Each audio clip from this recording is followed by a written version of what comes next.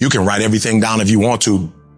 Be brave enough to write every one of your goals down. But I'm going to tell you something. Life's going to hit you in your mouth, and you got to do me a huge favor. Your why has to be greater than that knockdown. Are you willing to get your teeth kicked out for your dream? That's why many are called, but few are chosen. Because everybody won't get the beat down. Everybody's not willing to face rejection. Everybody will not talk to 4 people and visualize 5,000. Everybody won't take the controversy. Everybody won't take the heat. Everybody won't hold themselves to a higher standard. As soon as you write your dream down, somebody about to bust you in your mouth. Whatever it is that thing you say you want to do, they come and ask you. The reason why you do what you do is more critical than what you do. Because if your reasoning is weak, you're not going to get it done. Why? Because life is going to beat you upside your head. Life will strip you to the core. Once your balls start tripping, you about to start crying. Once life hits you with a punch or two, you ready to quit. Phenomenally skilled is cute, but it is a phenomenal will that says every time I get knocked down, I will get back up and I will succeed. I will not surrender. But if you're weak, you will be broke. And I'm not here because I'm the best. I'm here because they tried to break me and they couldn't. Think about your community. Think about your kids. Think about the obstacles and the problems, the so-called problems in your community. Think about them. Osborne said, in life, you will always be faced with a series of God-ordained opportunities brilliantly disguised as problems and challenges.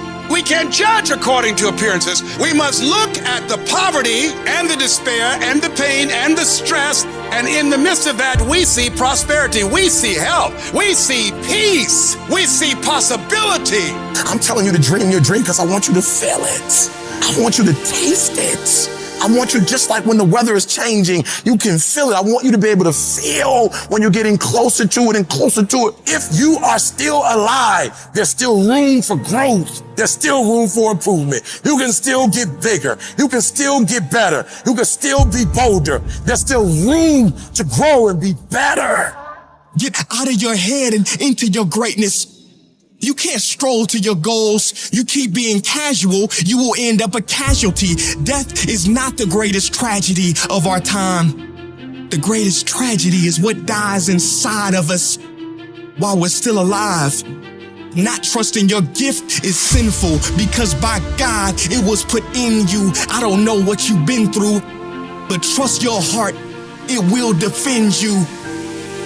You need to use your tongue to validate your gift and look yourself in the mirror and encourage yourself as to how I'm still gifted. I've been through some pain, but I'm still gifted. I've buried some loved ones, but I'm still gifted. I've had some setbacks, but I'm still gifted.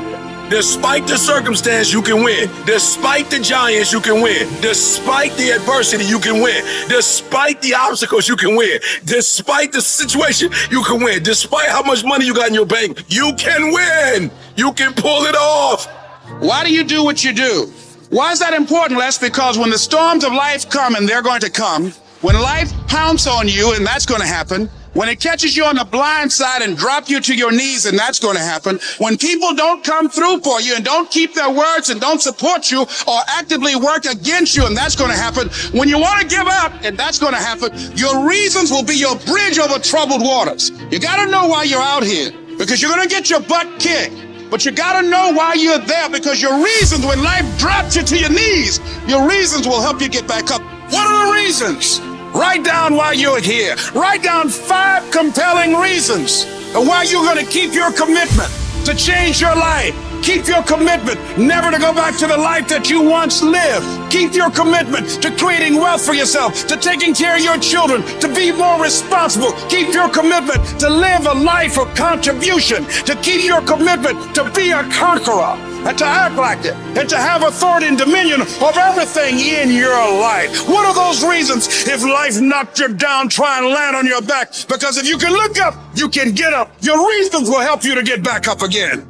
What's that thing that's gonna pump you up and get you over that hill? What's gonna pump you up and get you over that mountain? What's gonna pump you up and get you past that disease? What's gonna pump you up and get you past bankruptcy? What's gonna pump you up and get you past that crazy credit score you got? What's gonna pump you up and get you to the other doggone side? I'm talking about hope. You gotta be able to see it when it cannot be seen. You gotta see it in your mind's eye. You have to see it happening. You have to see yourself writing the book before the book is finished. You gotta see it. You have to see yourself graduating even though the teachers are telling you that it's not going to happen. Even though you got the letter saying you getting kicked out of school, that you're on academic probation, that you're dismissed. Hope, you have to believe in the unseen, because if you can't believe in it, you will never manifest it. But when you believe in it, you demand the universe to assist you in what you're doing. And if you can see it before everybody else can see it, then it's going to eventually come to you.